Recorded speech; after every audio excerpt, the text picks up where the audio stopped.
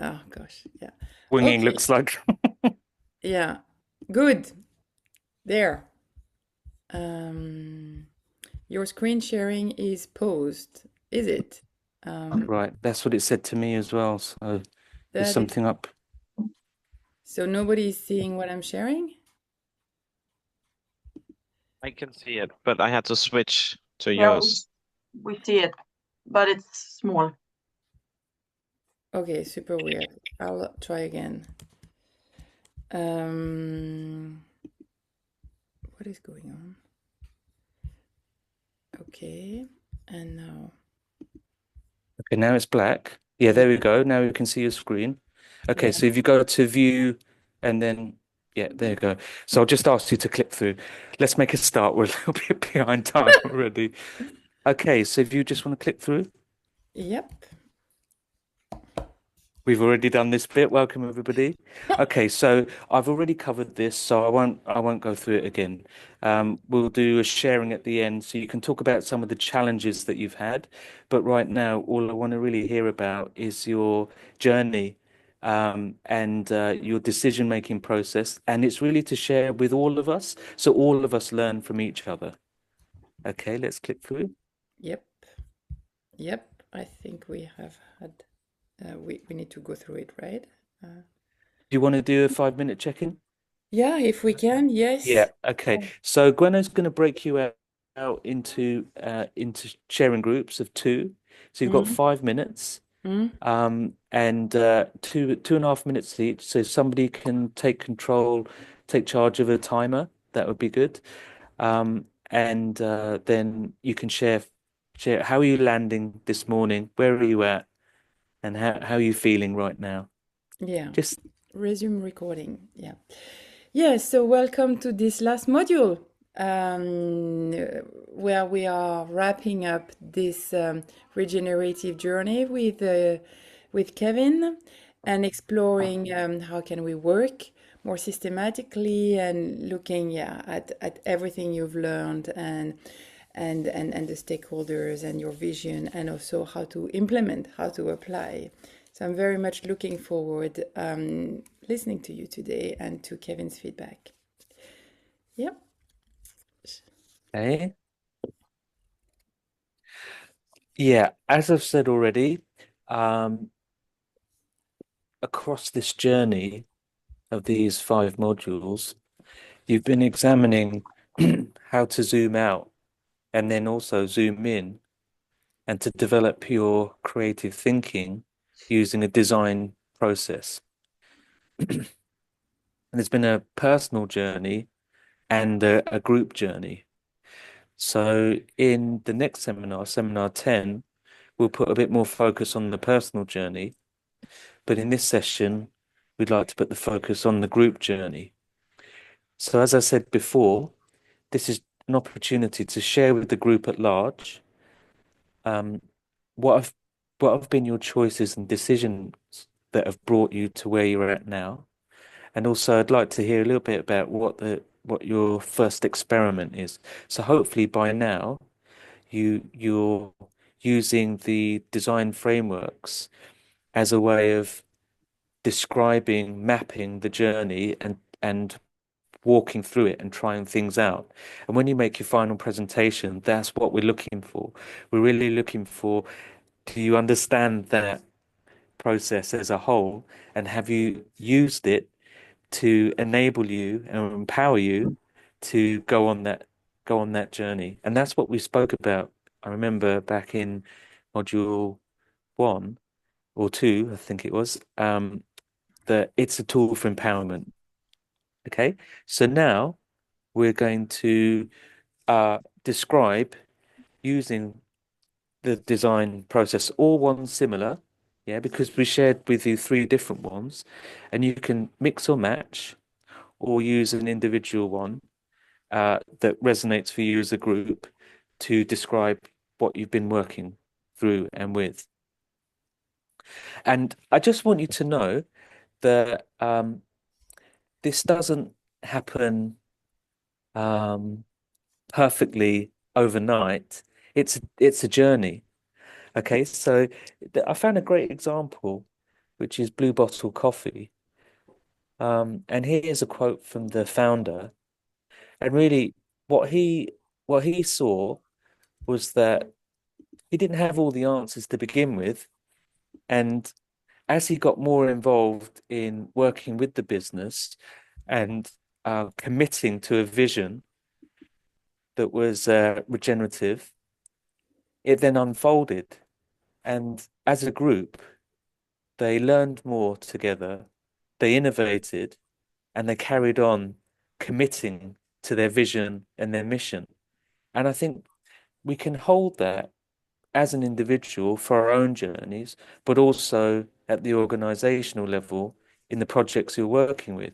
So it's so crucial to have a vision and a mission and to commit to that and to keep following up on that. And there's a lovely timeline that I am going to ambitiously share with you right now, given how nervous I am about the the connection. Here we go. Let me see if I can share this, and then it will make more sense. Yes, here we go. Right, okay. Same thing again. It's been blocked. So what I'll do is I'll share my desktop instead. Yeah. Share.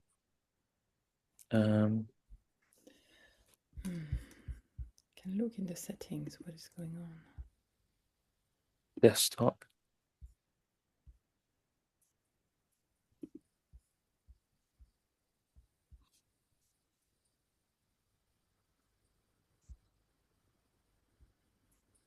Oh, I can't get to the tab. Here we go.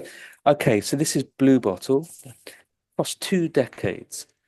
So starting in 2002, and just that opening sentence says it all. Okay, and you can see the word constraint coming up more than once. Okay, and constraints are there for us to work within what is realistic. And just as you said here, it demanded that they needed to be more creative. Okay, and that's the power of design thinking, is with constraints comes limits, which gives us boundaries to work inside of, and then it requires us as human beings to bring our creativity into that space to develop the solutions. And that's exactly what they've done by committing to this, as I've already said. So already thinking about single use in 2005, and then connecting up all the parts of the supply chain by going back to the origin, and then closing the loop using a deposit system, and then going for certification and more mention of closed loop. Now it's 2011. So this happened over 6 years. It didn't happen overnight. Creating composting systems that create a closed loop environment, plant-based to-go cups, all the way down to building relationships. Now we're really starting to consider all the parts of the supply chain and building the relationships that creates the resilience across that chain. Yeah, the more collaborators you have, the more people that get on board with a vision, the more chance you have to see it succeed. All the way through to the drippers and the straws. So now it's down to the fine detail. And now they're calling it Coffee 3.0. I think you can see what I'm saying. Yes. And we can make parallels also with the journey presented by Mark, where they are clearly moving towards being more systemic and yeah, also as you said, going into details and maybe more regenerative. Yeah.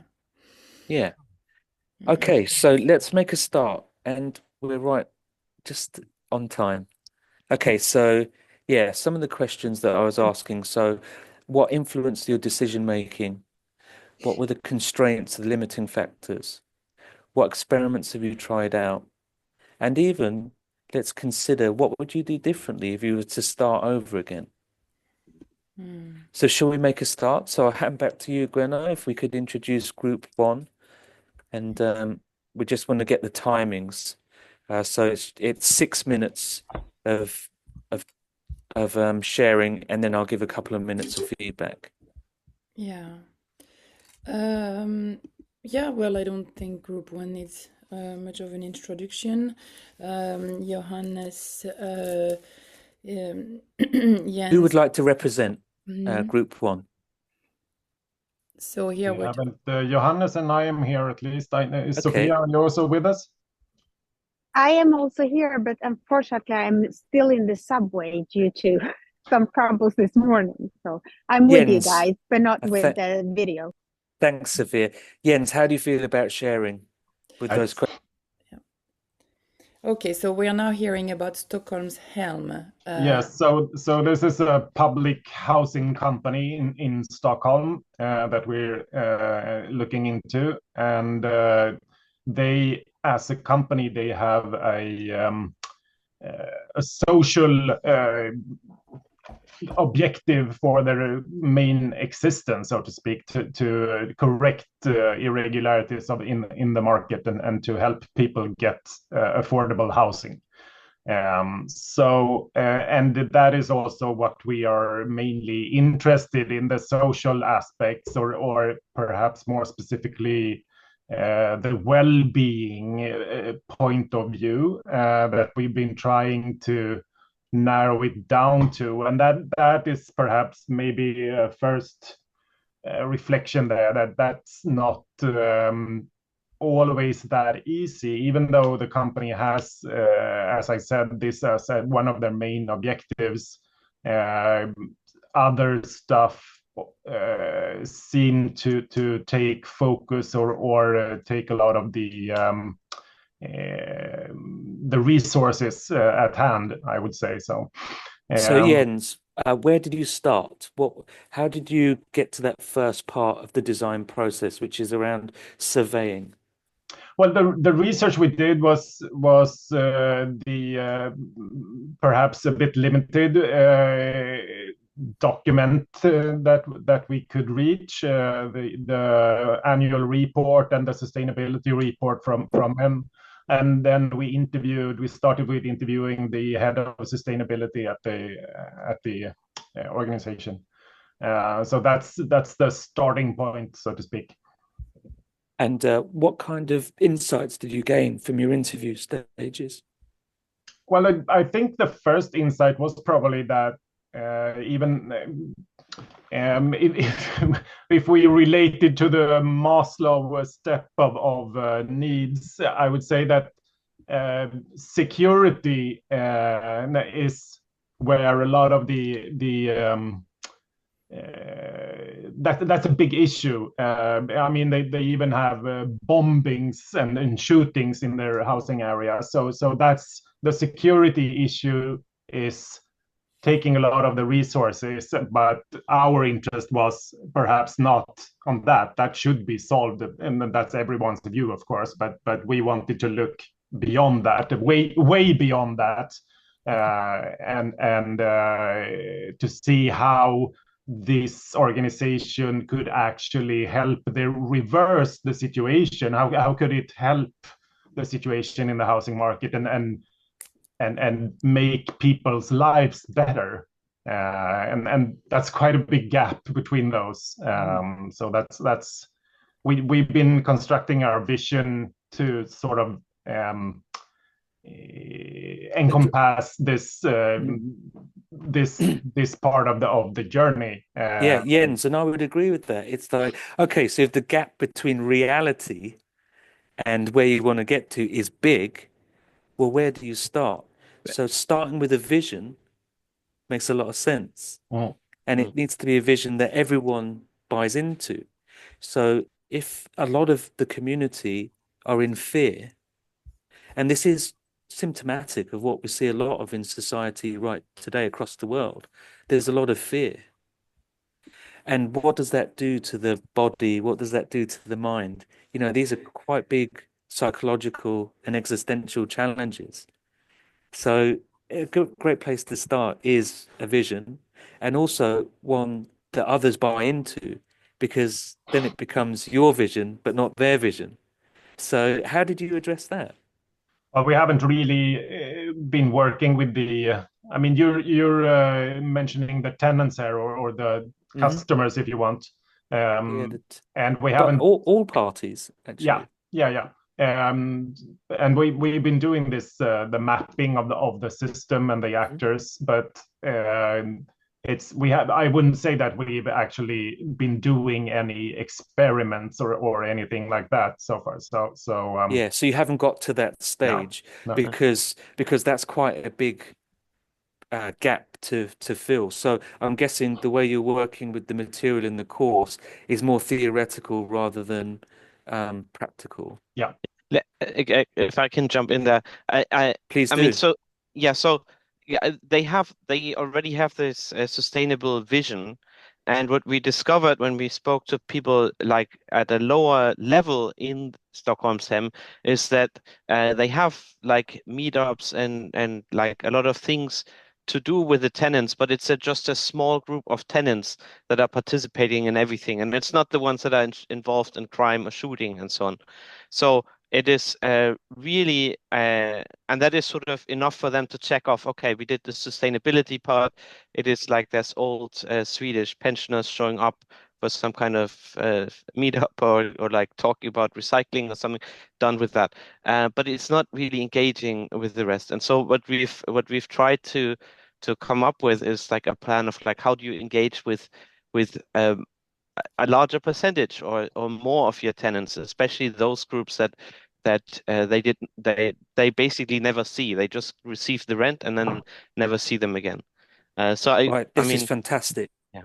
Johannes, thank you for that. So this is to the whole group. So remember we talked about I can't remember the actual. I can see the slide, the steps. Oh yeah, Kotter's motivation. I think. Remember the steps. I think I shared that with you in the previous No, maybe not. previous I could seminar. share it Oh, later. and anyway, that's a chain of events that you use to gain coherence and to gain traction and to gain commitment behind a project. So it's about a scale of motivation. So you've got to create something that people can engage with. So it sounds like, again, if we look at the coffee example, that's a 20-year journey they've been on. So to win hearts and minds in a community setting when there's so much fear is quite a big journey. And so what I can see is the group are at a very early stage, but this might be a generational project. So it's complex. So it'd be interesting to see the mapping that you've come up with and at a sort of a generational perspective. How does it feel to be an old age pensioner? How does it feel to be a young person? What are the risks?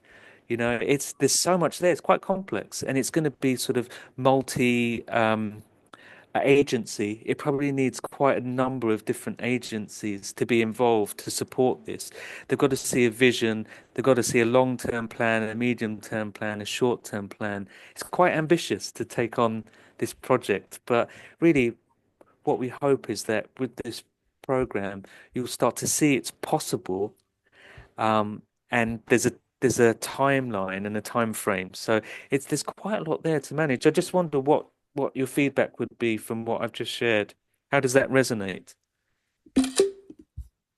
And then we'll move on. I mean, it clearly it will take quite a long time because you have to get new residents in that are sort of familiar with sharing more and being more part of a community that is not currently the case. So it will take a long time, but we've come up with some sort of what we think is first steps of trying to get there. But absolutely, it will not be something that will be done in overnight. Yes, no. Yeah. Okay. So it'll be interesting to see in the final presentation, what your first steps are and what your process is. Really, that's what we're keen on. Thanks so much. Thank you very Appreciate it, much. Group 1. Thank you. Okay. Thank you. Thank you. So Christine is ready to start on behalf of Duni Group, I believe. So just a reminder, it's been working really well now. We allocate around 6 minutes for really presentation and +2 for Kevin's feedback. Yeah. And maybe we'll just make it interactive. Let's Yeah. see how we go. Okay. Yeah. Yeah. So I'm just gonna go. I was also one of those who didn't get the email, but fortunately we had a meeting in the group at 8:30 this morning, so we had a quick run through it. And I'm taking one for the team to present, and I'm also going to wing it. So we're working with Duni Group, who is a global company, working with single-use products. Their main tagline is "Architects of Dining." That's who they want to be. They've, as I said, been around for 75 years. They started with forest and cellulose. They were based right in the Swedish heart of the forest, going through industrial, traditional industry, and now they're very tech and innovation oriented. They're actually on a similar journey as Blue Bottle Coffee, but as they are an older company and quite a large company, it's not really going as fast. But I would say that they have a really good starting point because they're already using the term regenerative. They're already saying that they want to make a positive print. They're working with mergers and acquisitions to buy up smaller, innovative startups in deposit systems and so forth. And our group, we originated on wanting to work with culture and communication and change management. And then we sort of just ran with it and decided to harness the strengths and individualistics in the group. So we let everyone run with what interested them. And we had a quite a long period as fact squirrels, which led to Gwenola saying, maybe you should go further than the fact collecting phase. But we started with an empathy interview with our contact person, Erik Lindroth, who is the sustainability director of the whole company. And then we've also done interviews with the World Wildlife Foundation. We had an interview with the former head of business of one of their innovative startups for a deposit system. And he's left the company. So that was also quite interesting. And he was the radical visionary and then decided to leave after 3 years. So that was a very interesting interview as well. Ira and Kathy has been working with the ecosystemic mapping, and Natalie has done a very substantial Google Docs survey based on the DNA design wheel. And we actually sent that through Eric to 18 of their sustainability ambassadors and got 6 replies, which Natalie has collected. And so we realized along the way that we first made a couple of weeks ago, or maybe a month ago, we made the first iteration of the vision. Their current goal is to be fully circular by 2030. So we decided, let's go regenerative by 2035. And we gave them a couple of steps because we realized that they have issues with sourcing materials. They have issues with still having plastic, and the process of using reusable bioplastics isn't going as fast as they would want. And then they're also using a lot of what's called bagasse, which is the rest fiber of sugarcane production from tropical and subtropical origins. So it was a lot about the sourcing and the end of life. Those two are their challenges. And Eric says that as well in a corporate video, that they're trying to take a linear economy and a linear product and try to bend the edges closer to each other. That's where they are now. Mm. So then we realized that we need to help them close the loop. So if they want to be fully circular by 2030, then maybe we should just help them do that. And we actually, after a bit of nagging, because as I said, he's the global sustainability director, so he was very busy this November, but we got feedback and a couple of bullet points, and he actually helped us along the way with alternative material. So at the moment, we have a design proposition that uses hemp to scale hemp farming in the northern region, since hemp can sequester 4 to 5 times the carbon than forest can. And they really want to work with more nature-close harvesting of forests. So if they work with a more regenerative harvesting of forest, and also work together with crop farmers to get hemp into their succession, then we could really get somewhere with truly regenerative soil health improving and carbon sequestering. And we also need to help them with what's today called end of life, and they themselves are using the term end of life. So if they want to be fully circular, we have to end the talk of end of life. So our proposition is to help them close the loop by creating a march of the masses, because it's not enough to get the Horeca, the hotel, restaurant, and catering, to be involved, or the government or NGOs to be involved. It has to be, people have to feel it. I really want to commit to this. And then we realized one company that actually achieved this, and that's Returpack and Pantamera, which actually, they have been around for 40 years now, and it's been a national movement. We give back, we deposit our aluminum cans and our PET bottles, and we do it without thinking, because it's easy to do it. It's So 6 minutes. I'm just saying. Yeah. Sorry? It's 6 minutes. So sorry for Yeah. interrupting. But yeah. So to just sum up, our journey has been, back and forth between fact collecting and design and iteration, and we presented and got feedback, which was really good. So then we could work with that, and we decided that we're not going to choose one. We're not going to choose hemp or Pantamera or culture. We're going to go with everyone, because Right, great. make it fit. Yes, okay, right. So this is to the group. That was a really wonderful articulation. What you heard there was a lot of fact finding. So I think I might have mentioned to you before, it's sort of like a diamond. You have to go out first. It's a divergent journey. You have to examine many things. That's the survey phase. The start of the journey is like this, but then the consideration, the analysis starts to narrow down. Out of all of this, how do we make sense of it, and what action are we going to take? So that's when you narrow down, you start making decisions and choices, and that is an informed journey, starting with here's everything that's we're working with. So as you've said, it matches quite a bit of the Blue Bottle Coffee journey. This idea of we're grappling with many things, and out of that, this is what's emerging. So it's interesting. You're talking about champions. You're talking about a commitment. The language is similar. There's a lot of resonance here, and there's a lot of support. And as you're saying, it's not one thing; it's many things. There are multiple threads, and nothing gets resolved if you're going down one linear journey, one linear path. So here are some different ways in which we're tackling it from different ends. And as you said, it's similar to the Blue Bottle Coffee journey in that they're looking at both ends of the supply chain, and how can we bring this closer to home and close that loop. I think you've made some really great progress. Thank you for sharing. Thank you That so was much. 2 minutes. Well done. So I really have the bad role today. Yes, you are the bad cop. I get to be Yeah. the good cop, Yeah. which Lucky I'm really you. enjoying, by the way. Yeah. So now we're welcoming Inca Centers.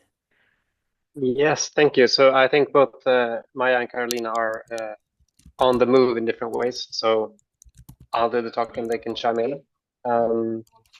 We are working with Inca Centers, which is part of the IKEA group. And it's a part of the group where the IKEA is part of sort of a shopping mall. They own those malls. So in some places, IKEA is a standalone, but where is a shopping mall? It's run by IKEA Centers. So they're sort of tenants or landlords for those places.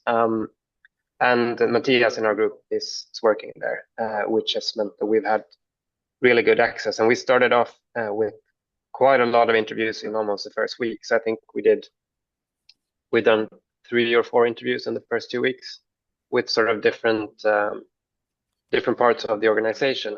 What we've seen is that on sort of a visionary level, coming also from what IKEA as a group are doing. They're using terms and they feel progressive in what they're doing, and there are also initiatives which are regenerative, sort of from an inner development side. So they have been doing within parts of the organization, within silos. They've been doing stuff like meditation for employees and really sort of being progressive and pushing.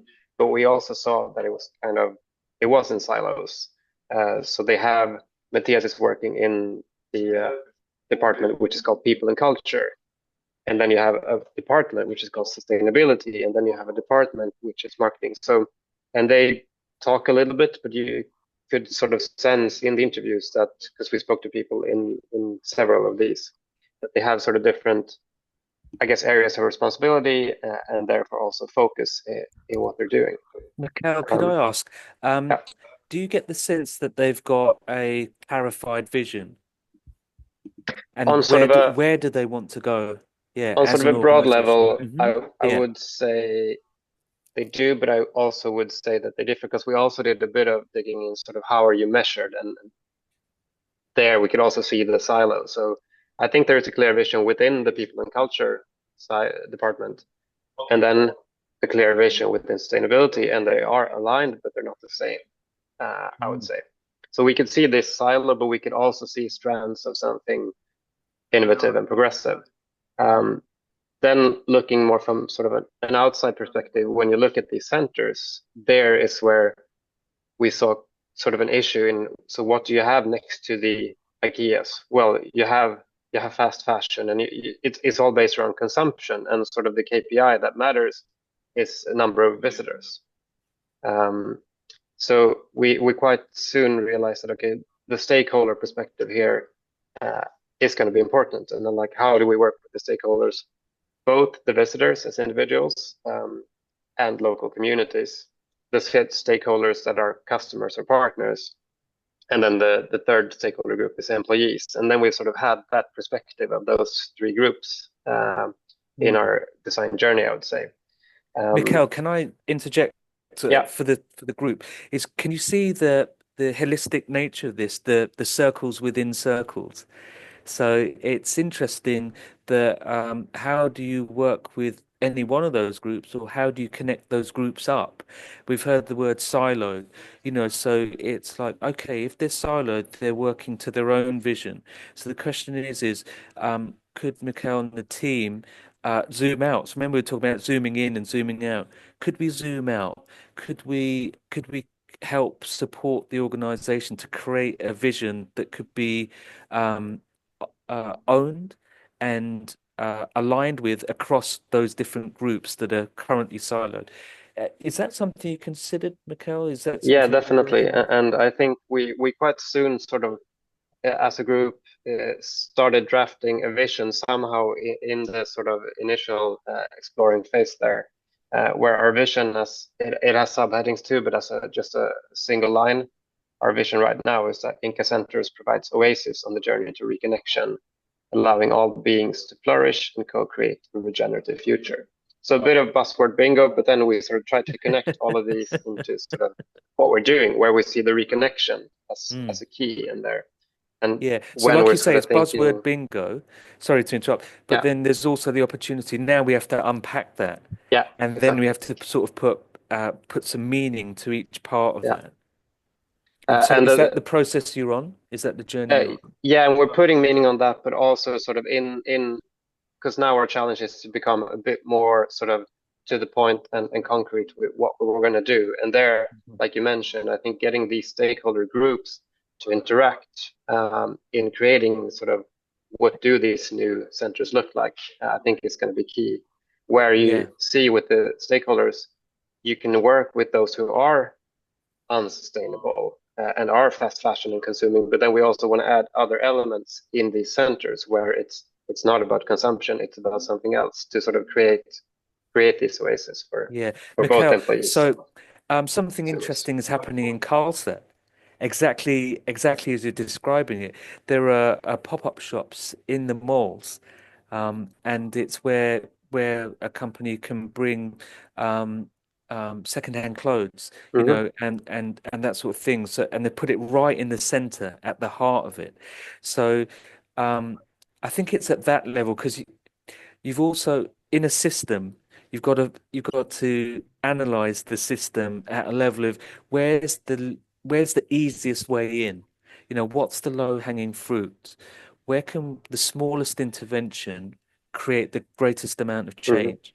You Yeah. know, where is the power to make that change? You know, so probably at that level, they can control some of the shared spaces Yeah. and you know, they could start to create interventions. What could that look like? You know, how could that be in harmony with the organizations that are using that Yeah. space? Fast fashion is is such a, I don't know, it's quite a cruel, in terms of the planet, it's quite a Mm. cruel operation. Mm. And it really doesn't match anything that we're describing here. There is Yeah. no regeneration in it. Have you seen some of the adverts around fast fashion with clothes running and jumping off high buildings and things like that and accumulating? There's one Yeah. that's really, really powerful. I can't remember who it was, but the visual image really sticks with me. Back to you. 1 Yeah. minute.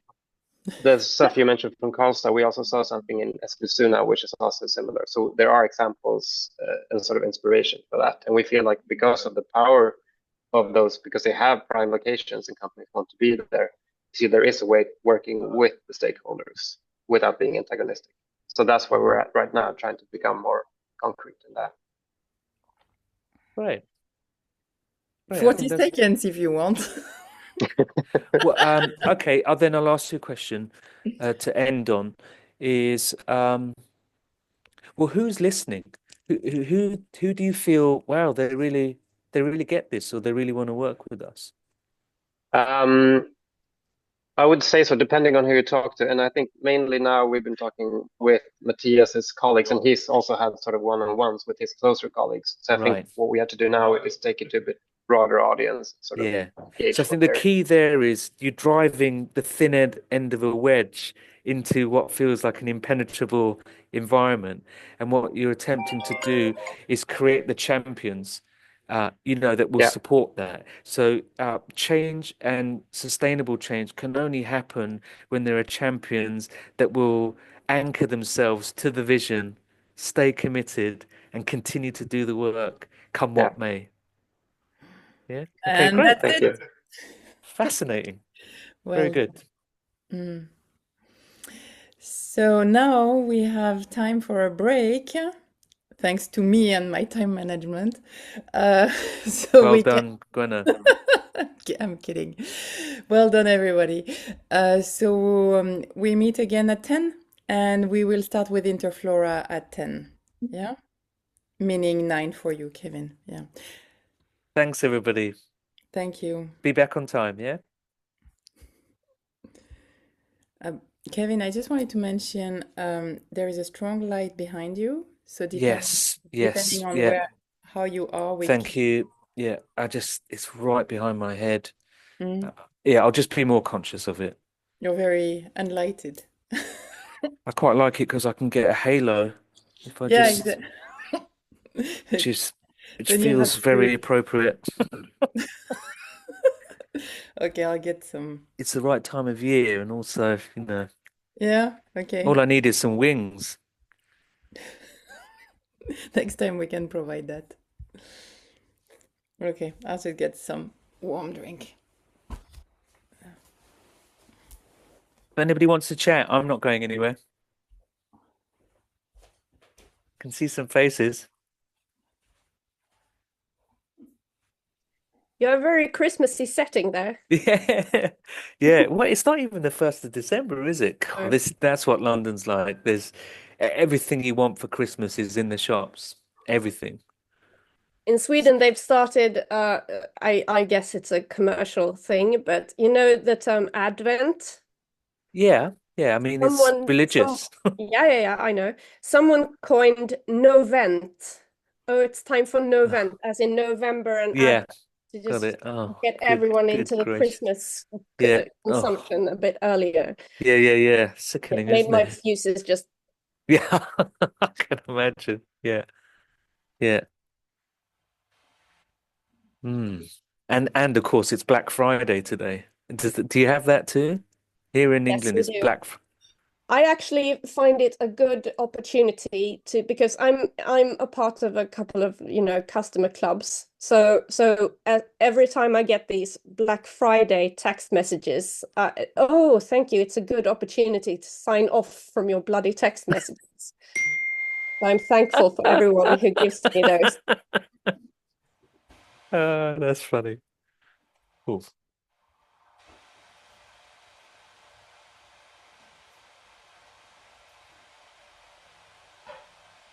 Getting some static from somebody. I don't know who. Okay, it's gone there. Kavita, would you like to say something while you're online? If you're comfortable with that. Yeah, Nice I to think meet it's you. really nice that you bring a lot of different thoughts because, we all work in organizations where profit is the key, but the change Yeah, that we are driving here is actually important. And I yeah. really hope many C-level and top level management joins this kind of discussions or If I was to give you one tip, yeah. um, one tip, because typically CEOs and at board level, the general age profile is older, okay? Just in general. So generally that means they've got children or maybe they've got grandchildren.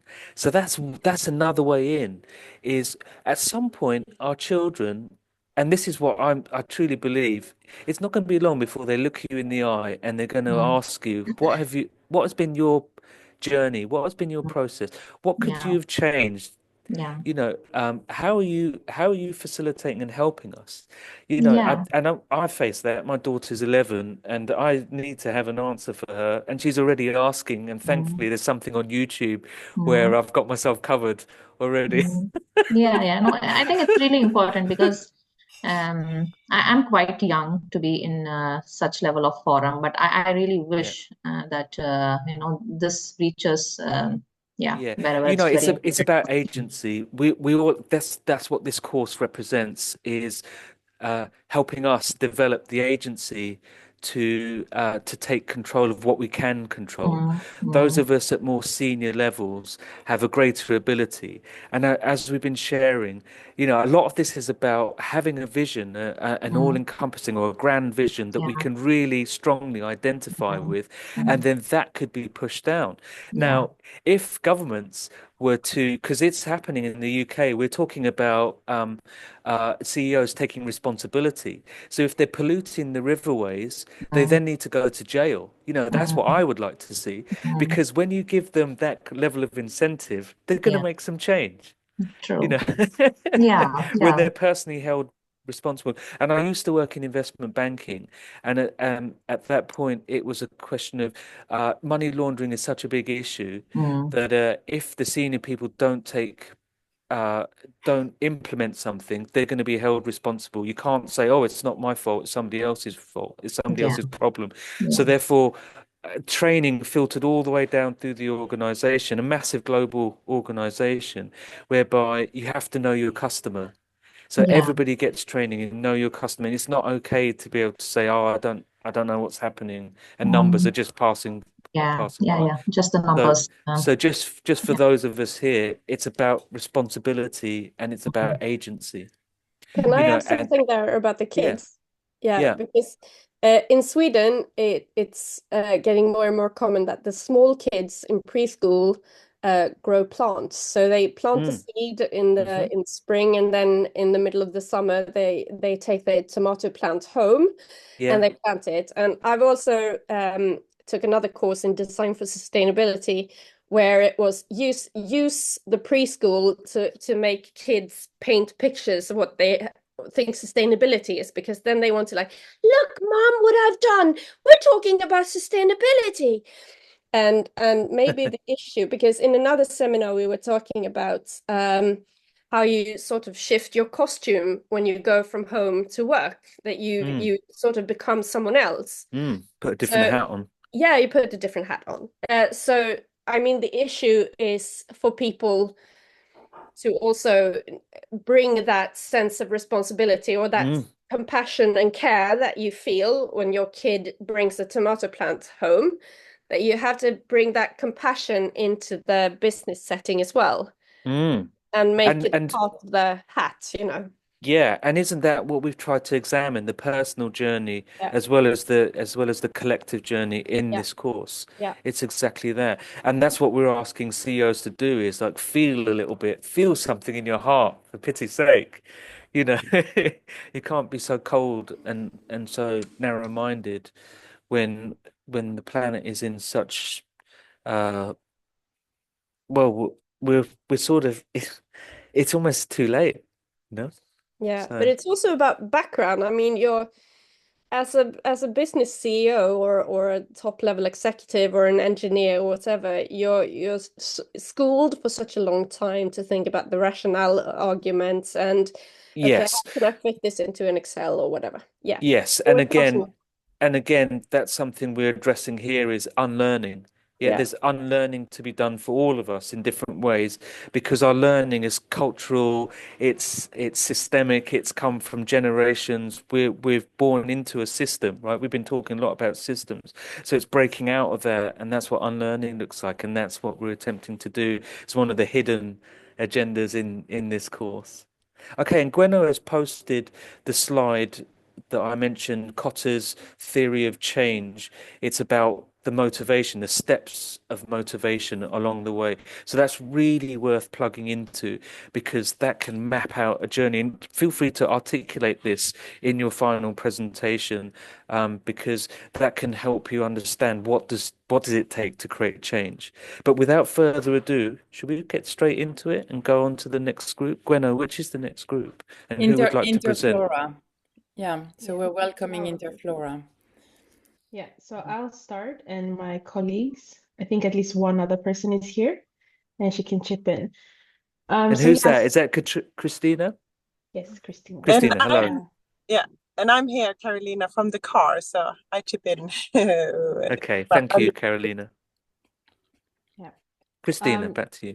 so yeah, so Melissa is my name, and Oh, so the where are company you? that we've here, so the Oh, company that thank you, we've Melissa. interviewed Waving helps. is Interflora, which is a floral company. So they sell flowers, bouquets of flowers, and all kinds of plants.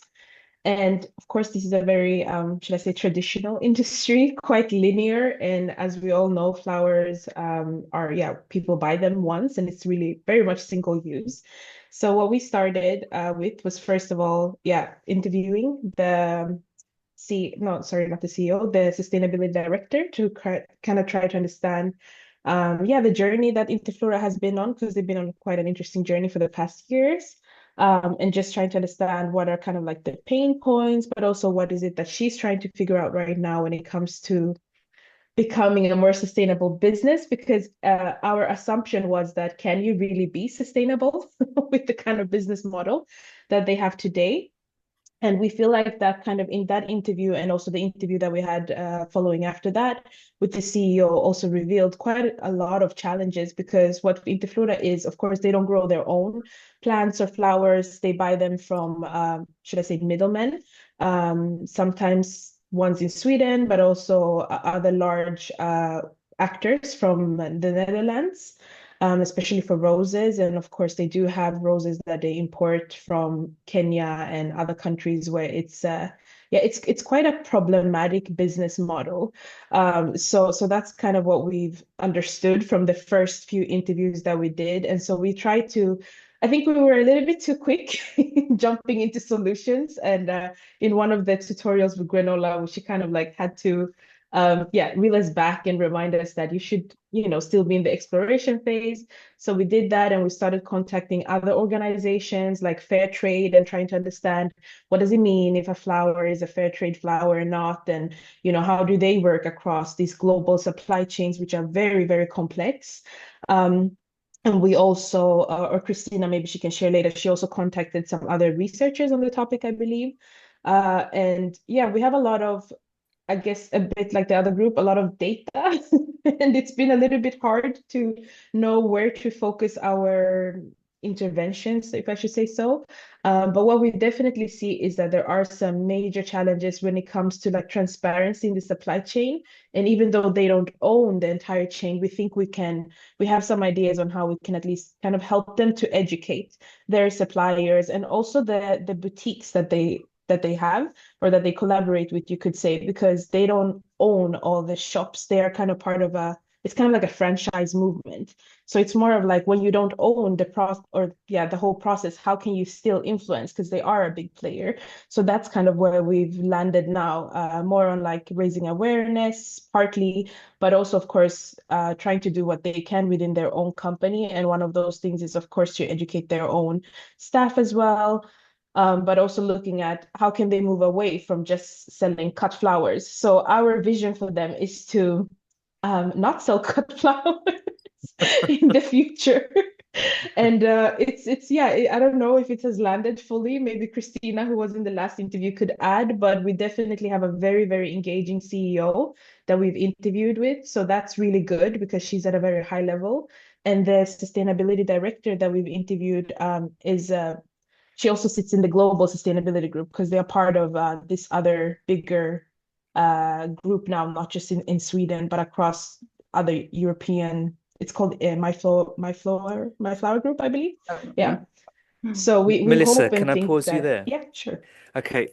For the group, that was fantastic. Okay, you've heard a whole range of challenges there, It's a lot. and an interesting journey that Melissa and the group have gone on.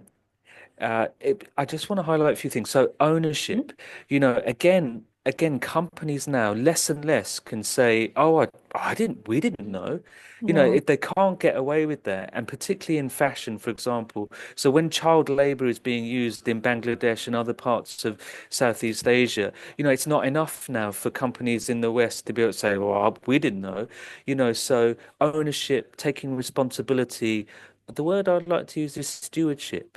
It's how are companies stewarding their ecosystem? How are they stewarding their supply chain? How they're taking care. We know that it doesn't feel good. It doesn't feel right when something is in our hands, and we know that the source is dubious. So Melissa has introduced us to transparency and supply chains, complex global supply chains. I remember the shock that I had when I bought fair trade roses, and I realized they were from Lake Victoria in Kenya, and I know that the amount of water resource that's been taken away from local people in order to achieve that. And I was partly responsible for being part of that. Melissa's rightly brought up, what does it mean to be a fair trade?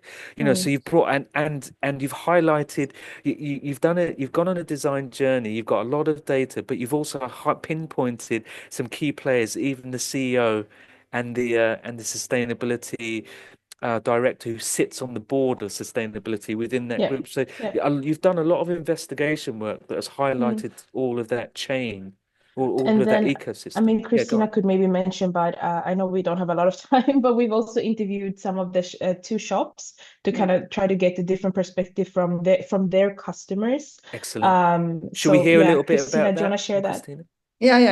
Yeah. So one of the biggest points of intervention, we think, is the fact that the customers don't know about the unsustainability behind cut flowers.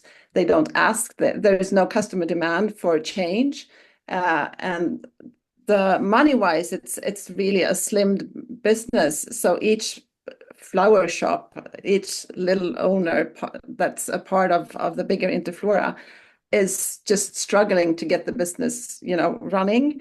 And so from their perspective, they can do some small changes. They can, 1 minute. So they can make some small changes, but they don't at all see what we're trying to see for the whole company. So And then Christina, you might not have seen this, but Melissa has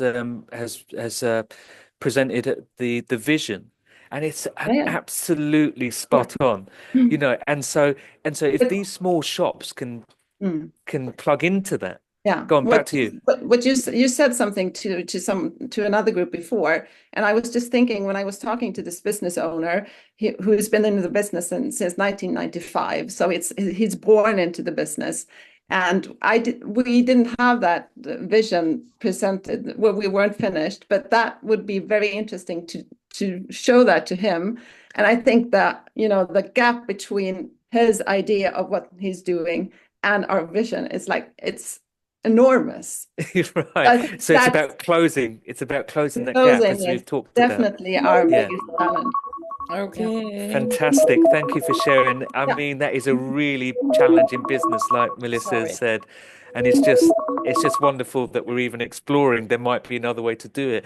And you've hit the nail on the head. I have to say this. It's about beauty. Flowers brings beauty to our lives. And emotions. if we were to, yes, exactly. And if we were to find a way to rearrange this jigsaw so that it's not flowers, or it's locally sourced, because I know people in Sweden that are doing cut flowers. Yeah, my permaculture friend is doing it. So if it's permaculture based, it's sustainable in some way. Yeah. Okay. Back to Gwenna. Okay. Sorry, we have so little time. Yeah, no, it's great. I'm stressing everybody. Atelier Lyktan, are you ready? Yes, we are. Okay, go for it. Just want to say that I'm actually playing tennis with the CEO of Interflora, so I might be. Okay. Maybe you have right. some So Christina and Melissa, you need to connect up with Cecilia clearly. Right. Okay. Anyway, Atelier Lyktan is a part of Fagerhult Group, which is a group of lighting companies. This group has been expanding the last couple of years, and there are now 13 companies within the group. When we started to interview, and I have to say in full honesty, and I think all of us agree, we have not been interviewing several people. We've interviewed the head of sustainability, which I think could, in some aspects, be a bit problematic in the way that he acts. He's not a very open person, and he doesn't really want to share more information. So I think the big learning here, the main purpose is actually how we learn as a group, and to provide them the learning for them will actually be to present to them the tools that we've been learned how to use now during this course, and that will be their framework to keep on going. But we have come to something also. Anyway, so there are 13 companies in this group, and we've been interviewing the head of sustainability for Atelier Lyktan, one of the companies. And at the beginning, we did the diamond. We started quite wide and tried to understand how they work with sustainability. We had a couple of interviews with Rasmus and thought they were extremely compliant and structural. So it didn't leave that much, we thought, in the beginning. And then when we started to dig down in the response of the interviews, we found some really interesting gems. Some things that were mentioned in annual reports and between the lines, whatever he said, that we found that could be, the starting point of the regenerative journey that they could do. So the compliance part has been, they're really high on the compliance part, the structural part, how they treat their employees. But what about the rest? How do they want to keep on going in their company? In order to support this idea of finding that we thought we had found, we started to use the tools that we have in the group, we've been learning in the group. So we started with a capability building framework to try to map in where they could be on the journey in terms of reading in on all the facts, the text that we got from the company. We went on to do the ecosystemic mapping that we did in interaction together with Rasmus Nilsson, interviewing him about stakeholders, relationship, how they work together, and started to map out even with the processes, so the inner and the outer, and even processes within the company to understand, to include. The response we have got now is, it's a bit confusing, he says, but it is confusing, it's big. But we will help him to sort it out, how he can think. We also continue to do the DNA diagnostic wheel, where we actually interviewed him. And I think we all laughed a bit when we came to the inner being living, dance and silence, abundance. And he was like doing like this. We also did it a bit, but now we learned why and how we should use it. So that will be a quite essential part for them to keep on working with these tools within the company. Now we're at the stage where we're summing things up. So we have actually we've taken them through a different toolbox to try to explain to them what we mean. We have a generative vision for the company, and we believe that the big challenge for them now is not to be further compliant. They're good on that. They're good on a code of conduct. They know how to treat their employees, but how to interact, the soft, the in between the lines values. How are they going to work with these in the future? How are they going to connect 13 companies and actually accelerate and create a powerful tool for the whole group to take them on a journey? And one regenerative thing that came out and how they use the innovative lighting to actually help frogs in nature to not be subject to bad lighting. How they use lighting when you walk on a street, that the light goes with you and you don't have a street light all night. That's a regenerative idea that I think is just falling between the lines. They don't really realize what they're doing. So this is what we want to highlight. And actually the big learning curve for us in the group has been to understand what dance really means and how we in words can help them to also use these toolbox to take this regenerative journey. And the goal for us, of course, when we give them the advice for the tools is the regenerative vision that we have put up there as a leading star. Okay. Yeah. I'll give you some feedback. Mm? Yeah. Okay. I really love some of the language that I'm hearing. The idea that you came with tools. So from the course, you sort of empowered with some maps and some tools to help facilitate conversation. And this again is to the group. Use the tools. Use the slides. You might have to pitch. Take the slides directly from the presentations and use them in a pitch. What you're doing, we're on a journey of winning hearts and minds. At the end of the day, organizations are populated by human beings. So how do we reach those human beings? And what Cecilia's talked about is, the softer parts of this journey. It's like the bits in between, the spaces in between. That's what we're working with here. That when we cultivate some sensitivity, that's what we're working with. It's not actually the bits, it's the bits in between. Okay, that's the essence of resilience in a system. It's not actually the elements that make up that system. It's the bits in between, it's the relationships, it's the soft, it's the hidden. That's why Gunnar has put together this course where there's a definite element, a human element, the personal journey. So that's what Cecilia is working with, is how you can laugh about it, right? You actually laughed with the CEO about about the language and about the shift we're trying to achieve here. So it's upon all of us to sort of embody the work and be a representation of the work so that we can facilitate and support others to go along with us. And it is a dance, right? If we're saying that limiting constraints of design give us the boundaries in which to work with inside of, but our creativity allows us to dance in that space. That is how you define design and design thinking.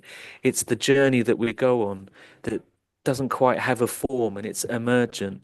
And we're dancing, we're going backwards and forwards, we're relating to human beings, we're relating to the challenges, we're relating to the limitations.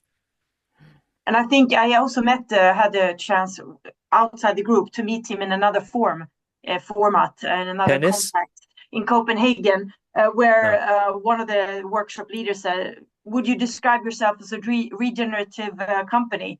And there were no hands up from Rasmus.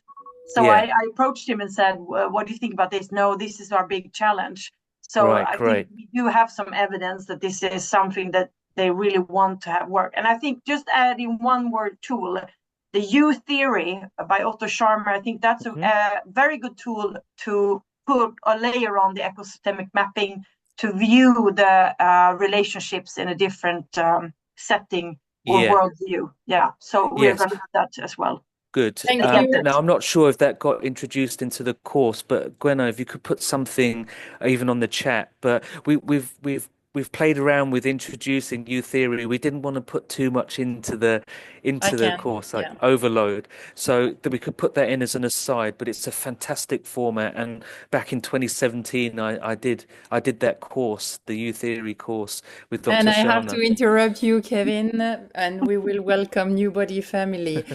There are resources on the Canvas page. I'll look into it, but I am pretty sure I have put some links to U Theory. So And one final thing I want to say is tools. I heard Cecilia use the word tools. What you can do is help the organizations, Cecilia, develop their playbook, develop their tool set. What resonates with them out of what you're sharing with them, and how can they own some part of that tool set to give them the structure in order to take the steps forward? Sorry, I'm eating into time. yeah, it's completely unbearable. Okay.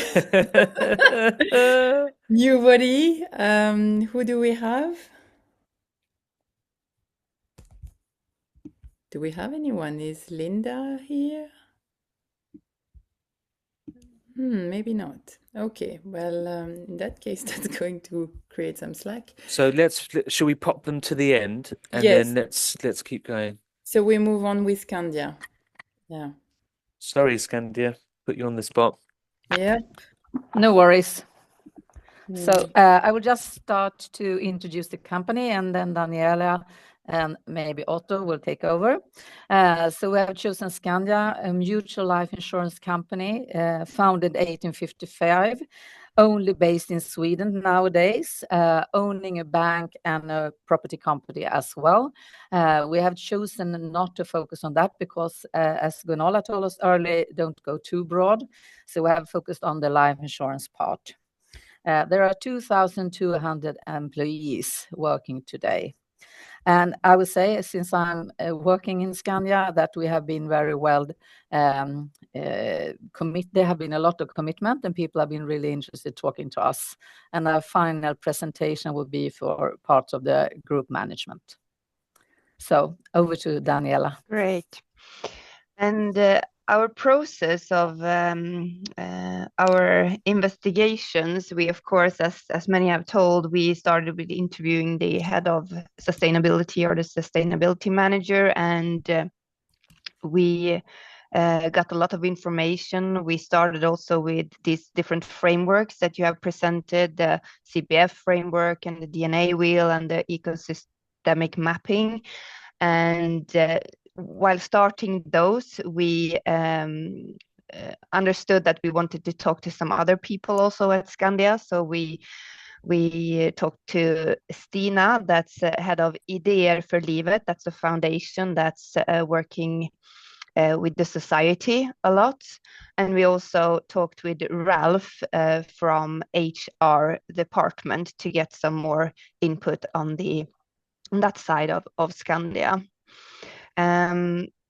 We come to a vision that is regenerative and impactful investments that ensure safety and sustainability for future generations.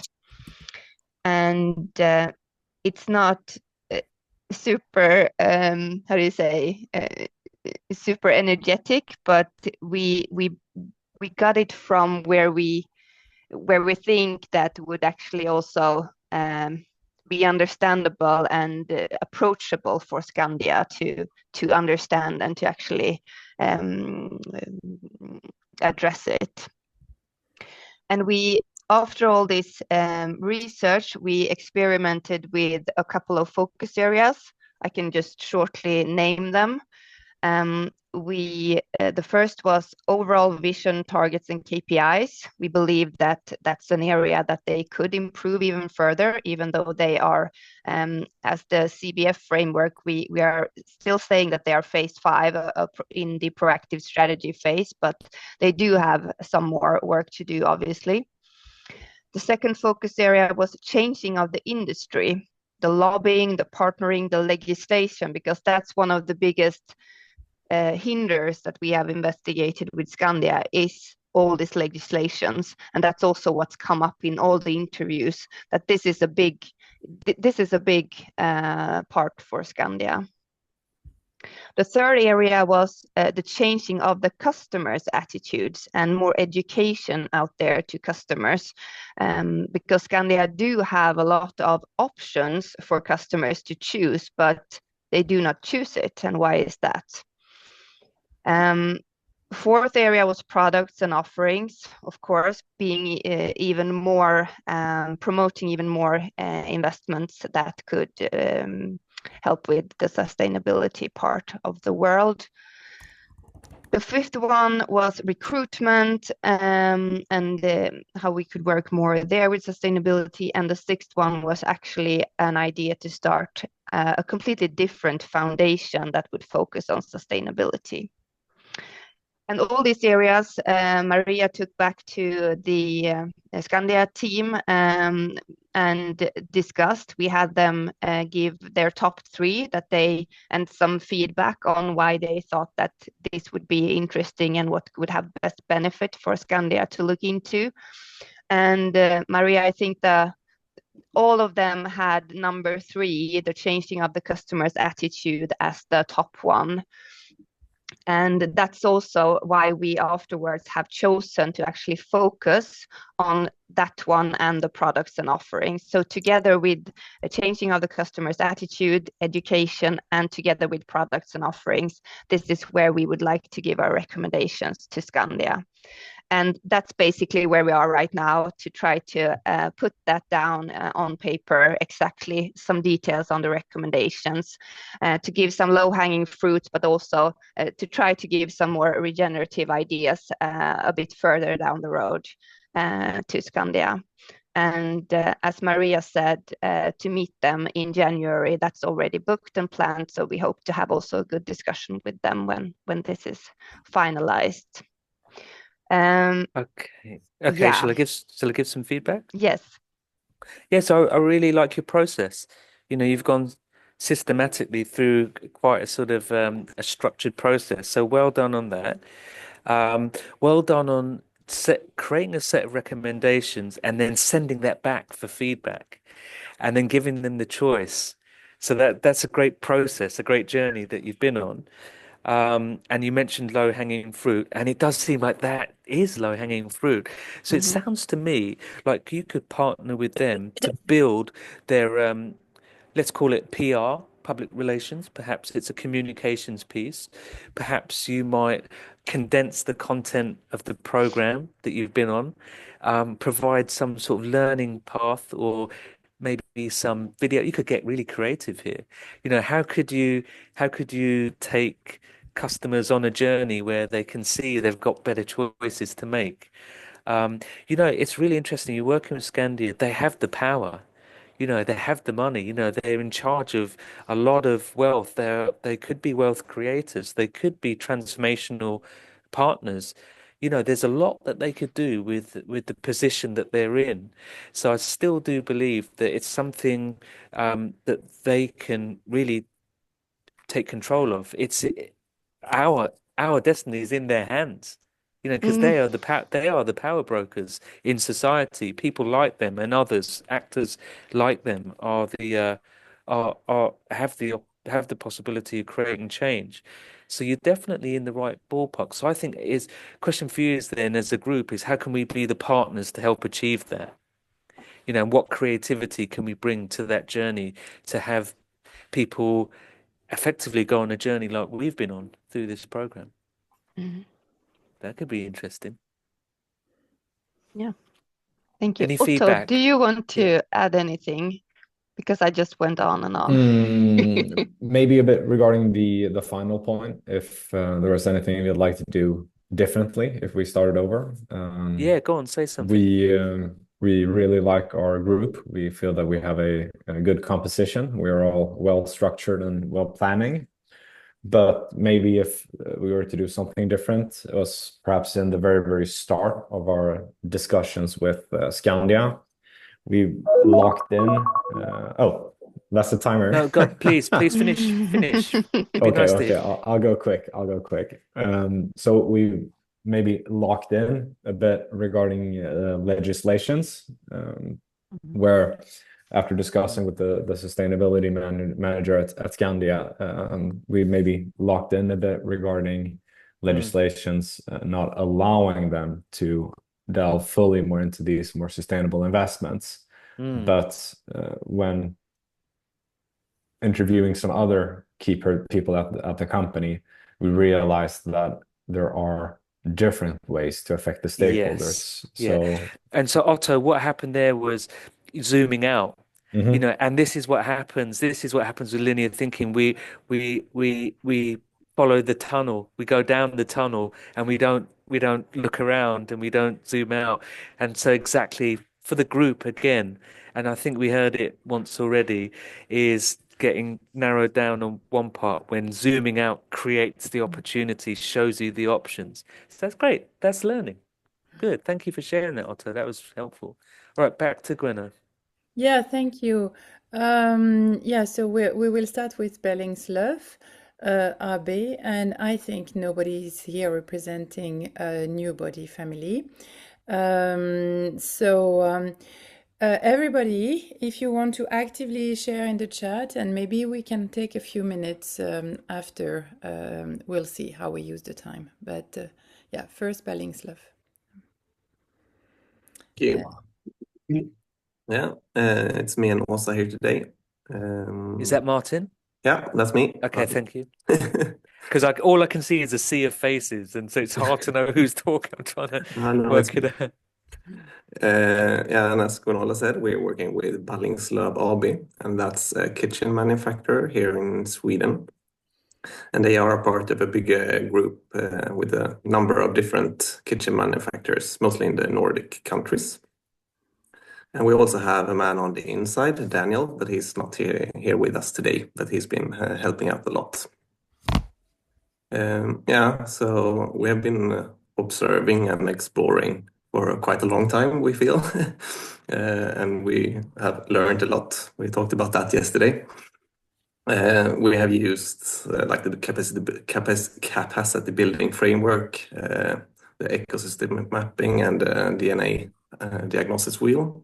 We have also interviewed people, both within Ballingslöv, but also an interesting US kitchen company that claimed to be regenerative. So that was interesting.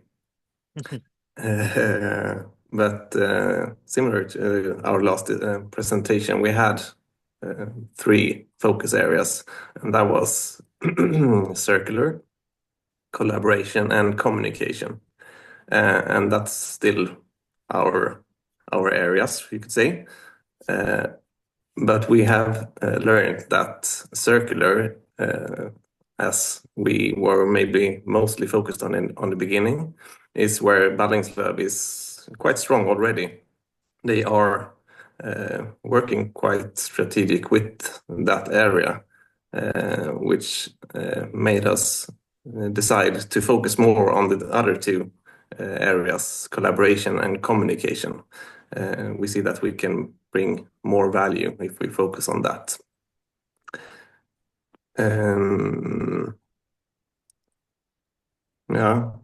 And we see that if Ballingslöv want to move on to become more regenerative, it's expanding the collaboration both within and outside the company that will be required, and also the communication part, and not communication only as external communication, but also like education and talking within the company, take advantage of all the people you have. They are really dedicated, and the company as such has a really long and strong culture, and people working within Ballingslöv is really committed. So we feel like they could really build upon that. As I said, we have been exploring a lot, but now we're in our next step. We will look at our ideas and then focusing on collaboration and communication, and decide on the ideas we want to dig deeper into and elaborate a bit and present for Ballingslöv. Okay, Martin, tell us something about collaboration. What's one thing that they're not doing so well that they could do differently? Yeah, we see that they have a lot of suppliers, for example, and they purchase a lot. And also on like the group level, they purchase big quantities of material. But we get the impression that, okay, we take wooden boards, for example. That could be a problematic material because, adhesives and stuff is not always great. But talking to Ballingslöv, we feel that they kind of no, that's up to the suppliers to bring us good stuff. It's not something we take responsibility for. We are not driving change within materials. Right, let me pause you there, Martin. Isn't that what we've been talking about all the way through this session? It's like, okay, where does ownership, where does responsibility, and where does vision come into this? What's the actual overarching vision that would shift that mindset from, well, not my problem, somebody else's back garden? So Martin, maybe you could speak to that. Do you feel like they're living out their vision? Do they have a vision that you could see was meaningful? Yeah, they have a vision, but it's not really talking about being sustainable or anything. It's about bringing exciting or joyful homes, kind of. So we have a proposition for a new regenerative vision for them. Right, yeah, I and don't want to as steal all Melissa the time. I shared, will let Åsa talk as well. Oh, that's yeah, fine. Go ahead. and as I was saying, as Melissa shared, cut flowers, that's very problematic, but well, an interesting vision to present whereby it's an abstraction. You know, flowers represent beauty. So the abstraction is beauty is what we care about. So could there be a similar way of working with this company so they could create a vision and then make it a regenerative vision? I So think that's something. Yeah, go on. I think they are very, in a way, they have a very strong cultural and historic background where they are already in their way of describing the company.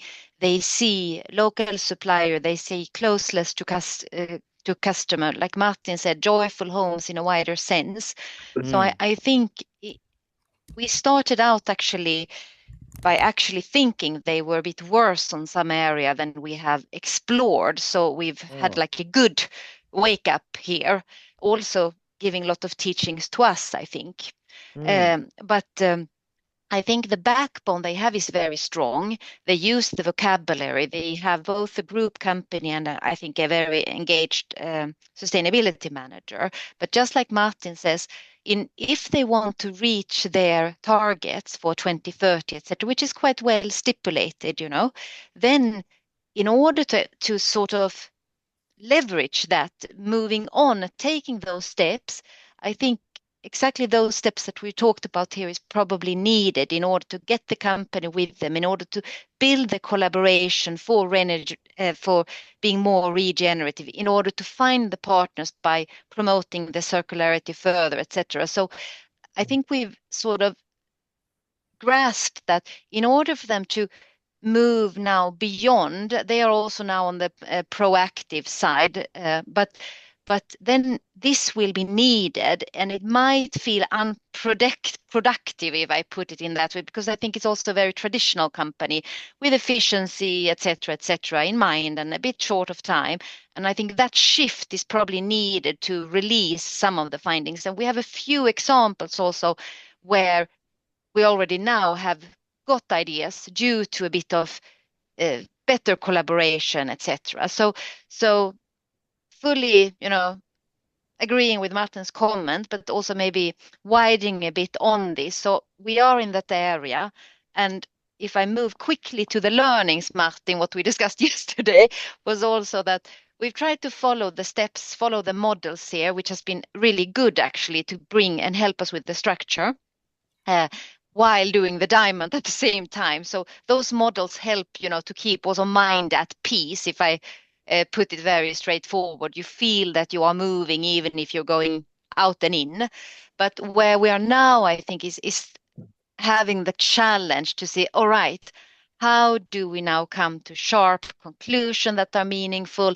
How can we describe it both to trigger change, but also to give support to what they already started? So I think that's where Yes. we are. Yeah, yeah. You're exactly in the right place, in the right journey, and you're on track. Keep going. I don't have anything to add. Very good. Yeah. Thank you. Okay. On that basis, shall we move forward? Yeah, well, we have. Shall we move immediately in the pair sharing? So, okay, so nobody didn't turn up. No. All right, okay. Well, should we do that then? Should we move to sharing? Or what about if let's check in, like what's in the field? What's Yeah. coming up for people? Yeah. I'd really like to hear some reflections on what are you hearing from what's happened today? Yeah, and I want to add to what Kevin said. We've understood from former cohort and also from you that you want time to get to know each other and to hear about each other's work. So today is really dedicated to that. So now it's a time where you can, yeah, connect with each other and share. Clearly, some people have to learn to play tennis very quickly so they can get some doubles matches going on. That's one thing I've learned from today. Yes. Miss Melissa, Christina, you better Yeah. get your backswing figured out Yeah. quickly. Christine? Yes, I was just thinking about a personal reflection that I made a while back is the Skandia group were talking about legislature and the compliance aspect, and I was just reflecting on the fact that the demands on compliance just get bigger and bigger and bigger, whether organizations are, feeling a bit stressed about reaching towards regenerative when they also have a bigger and bigger backlog on compliance. And I don't know if you agree with me, but that's just interesting to reflect on. I mean, the paperwork on the compliance issues are getting bigger and bigger, which is good. But I mean, that's also why we decided, or partly why we decided to not just, oh, you need to be regenerative by 2035, because we don't need more. We're struggling as it is. So, and yeah, it was just a reflection. I'm opening up for others too. Christina, and by that, are we talking about legislation and regulation around sustainability? Yeah, from Yeah. European Union, for instance, and Right, then right. how that's being applied in, for instance, Sweden. And I don't know really about the other countries how they are reinforcing it, but the demands are getting bigger on businesses. So Is there any view from anyone on that, or particularly from the Skandia group? Yes, definitely. I can definitely agree with that. But also, sometimes we think that more legislation is always better, that it's now it's mandatory to actually always discuss sustainability in investment advisory. But a lot of the questions that are decided upon by the EU, they are a bit too far-fetched, in my opinion. The questions that have to be asked towards the client, they are on a level that's like up here. I'm not sure that a lot of us in here in this context would be able to answer on those questions. For an example, how much of your investments should live up to a PAI, that EU agreement? That's quite hard for perhaps a retail investor that has a couple of 100,000 that they want to invest. And that's something that can be quite off-putting for the private clients, at least in my experience. And this is the difficult situation of having such a an all-encompassing hierarchical structure that's making the decisions, which probably led a lot to the reasons why Brexit happened. Not that I'm Not that I agree with it. Okay, thank you for that. Let's hear from some of the others in the group. Sophia. Yeah, I just want to also say +1 on that. I was attending an AI Act seminar this earlier this week, so not the same area, of course, but of course this discussion on legislation came up, and the presenter said that for the past years in Europe there's come 13,000 new laws, and in the US it's been 3,000 at the same time. So it's she was stressing that the AI Act might not be difficult, I'd say, but to sort of handle 13,000 new laws, that is very stressful for companies. So I can also see that our company, Stockholmshem, they have recently updated, or their owners has updated their vision from climate neutral to climate positive.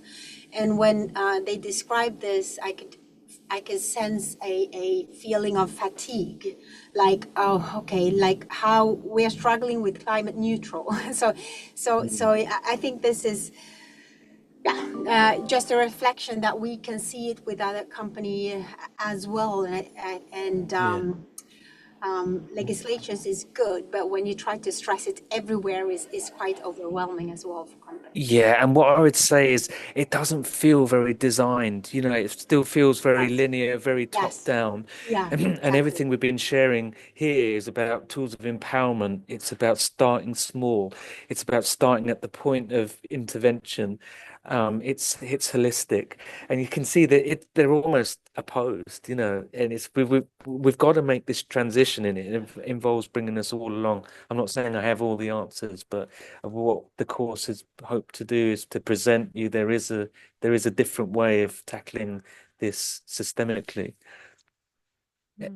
Anybody else? Somebody had their hand up and then put it down. Yeah, it was Maria. Oh.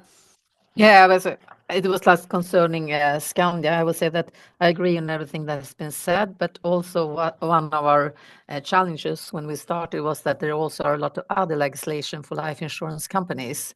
And that's why we had to lose that track and focus on other things, because otherwise it was like you're not allowed to do this and you're not allowed to do that. So I think we've turned really creative. Granola told us to lose the grip, or what, I don't remember exactly how you said when we had the first meeting, and you said don't focus on that, think more like visionary and more creative. Yeah, and that helped us also to stop thinking that's not allowed, And it's not only legislation considering sustainability, but also considering what you're allowed to do with life. Yes, and that's the unlearning. That's the breaking out of the system. Yeah. That's the structured, linear, top down. We've got to extract ourselves out of that to see anything. It's like like the goldfish in the swimming around. It doesn't have any concept of water. No. Until they make that leap. So we've got to see what's outside of it. Anybody else? We've got time. We've done this really well. We've got an extra little bit of time. How about from Åsa? I can see your hand up. I think that there is this tradition, I think, in many of the companies, maybe Sweden more than others, but where we go with the legislation, we follow sort of the directives and we move on accordingly. And of course, when you come to a certain limit, well, then the regulations are getting hinder. But if we avoid, let me say, that discussion right now, is it too much? Is it too little? I think, at least in our case, I think that it is quite important also to see that the current environmental progress, the current environmental impact that actually has been limited by some of these companies is a clear result of legislation, because whether you like it or not, when sustainability was a, let me say, left-hand position in a company, these legislation has also forced and driven certain progress, which is also making it possible, I think, for us today to discuss how do we accelerate it with better management methods by making sure you get beyond, let me say, the more measuring part, etc. So I think in many of these companies where they're quite far, but maybe where some of these softer items, let's call it that, are missing, I think it can be seen as a really good base, because you can continue, you know what to do, and you will not lose track of it. But what you can then try to get focus on is the other areas and make sure that you create the room and the space for that as well. So Right. I feel very dual in this discussion, because I think it's obvious that the legislation is driving the companies, and that will also force consumer in the end, because some of these legislation will be visible to the consumers, actually, whether they are interested or not in a few years. So Right. that was Thank you. just a reflection from my Yeah. side. Thanks for bringing some balance, Åsa. Mm. Christina, would you like to share? Yeah, I had some thoughts about And this then as well. Betty. Yeah. So I was thinking about the fact that legislation pushes the businesses forward, but it's pushing it. So what perspective should we take in order to be pulling ourselves? Great And I think question. that's the whole idea of really engaging the company, engaging customers, stakeholders in this vision that is truly sustainable, truly regenerative. Yeah, thank you for bringing the conversation back up again. Because It's that. then you can backcast from that vision. This is where we want to be. This is what we want to bring to the world through our business. And then from that, you can go back and say, okay, so legislation, difficult word, is saying this and this and this. But if you have the vision, then you can also move beyond that. I mean, you could be ahead of the regulations if you have Yes. this vision Yes. And I Thank think you for just saying that. on Interflora, I think it was also interesting because they both said themselves, the sustainability manager and the CEO, they both said, we don't really believe in our own business in 10 or 15 years. So Yeah. the awareness is already there, but it's still very difficult to shift from, you still go back to, okay, we can do this a little more, and then we can do this a little more, instead of just putting everything upside down and start from a new end. Yeah, it's like asking a different set of questions. Yeah. Thank you, Christina. Nice to see you again. Yeah, nice to see you too. And let's hear from Betty.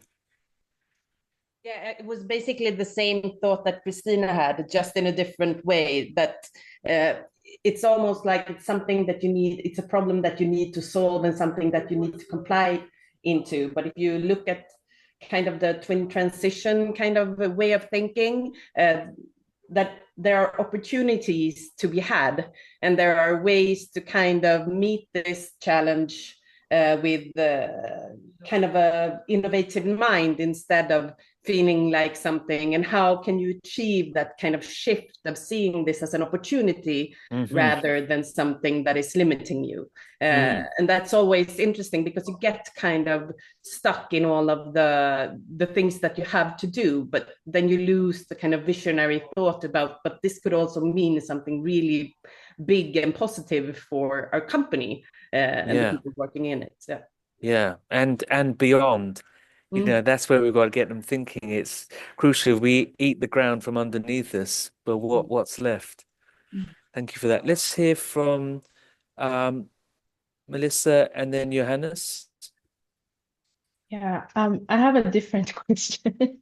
Yeah, It's good. more of a question. So it's more on the DNA diagnosis wheel. So we didn't mention it, but we did that, and so far they've scored quite low on the what's the part called, living systems being, so more of like the internal things, and we find it very hard how do we even know that we don't know them that well, and even when we interview, it's kind of hard to get to the below the surface. So it's kind of just a general, I don't know if others have struggled with this, but for example, like the presence one or abundance, like how do we really know how to measure that? So it's more of a, we don't really know what to do with that part. That's my question. Gwenno, do you want to answer that one? No, I would prefer to share the questions with others who have worked on the mapping, to hear from their experience. I know that some groups have been working on that. So is there anyone who would like to share?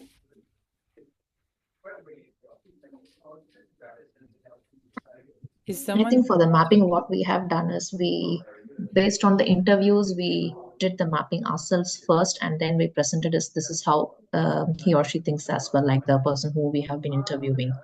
And then they started opening up a little bit. Thanks, Kavita.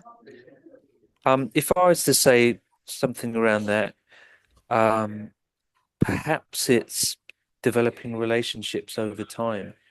I don't know that we can get to that depth That's what I straight wanted to away. say. It's such a short time in this course. Yeah. Yeah. And so given the constraints, the limiting constraints of time, Mm. you might not always be able to get there. But having a realization that that's something that evolves over time. And if you were to act as a consultant with them, you'd have that opportunity for going deeper. But yeah, these things don't happen straight away. Yeah, I know. So most of you are interviewing online.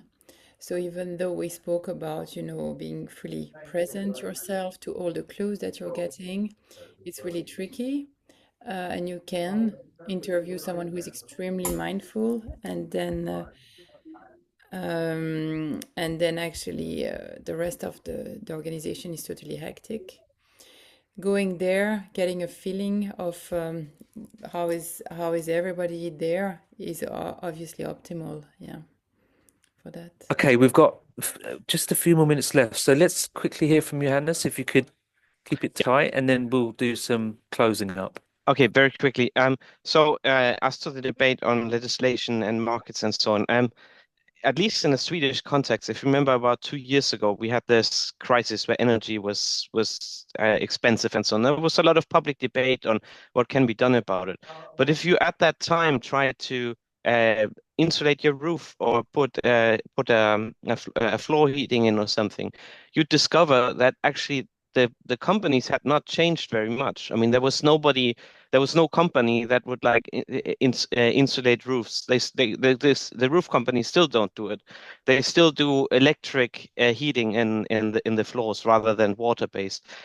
All those things, at least in the Swedish context, don't seem to happen as fast as one should think if one looks at just the public debate and the outrage over high energy prices and so on.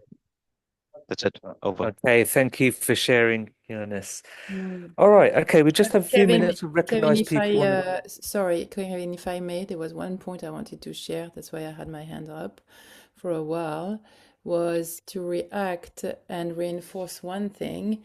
When a company is lowering its priority on sustainability or cutting on finances and investment, if the strategy has been clarified, and if there is a timeline and a vision for the coming 4 or 5 years, in addition, obviously, to regulation and reporting requirements, this will continue supporting the journey when basically everything is cutting down on resources. Then it's in the agenda. So that's all I wanted to share. And I'm completely aware of the constraints and everything, and I'm living them myself about reporting. But still, I think this is really, really powerful. Thank you for that final comment. All right, so I recognize that people will need to leave on time. So if you want to leave a message in the chat, how are you leaving today? Like, give us 1 to 3 words. How are you leaving this session?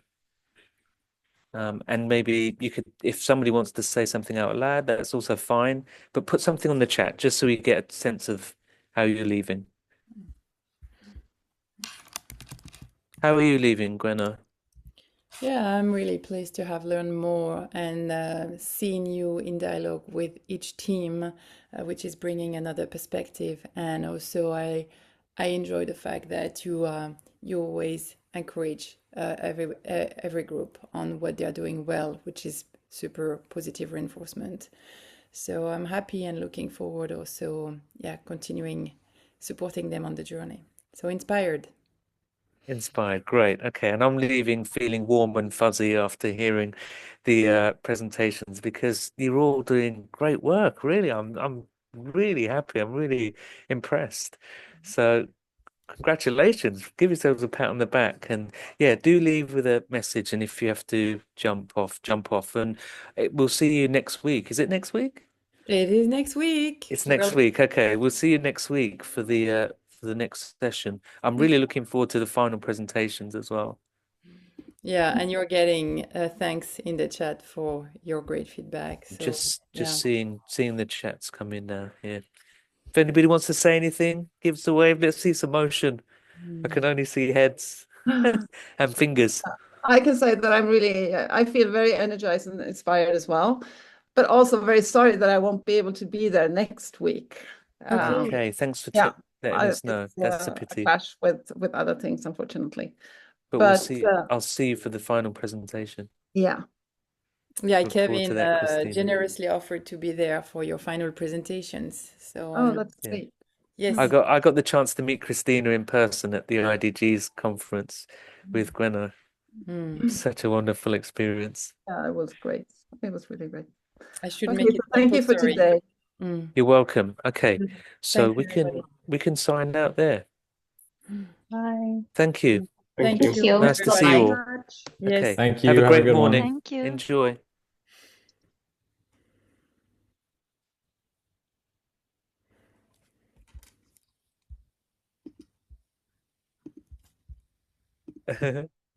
Wonderful. Good. Okay. Voilà. Yeah.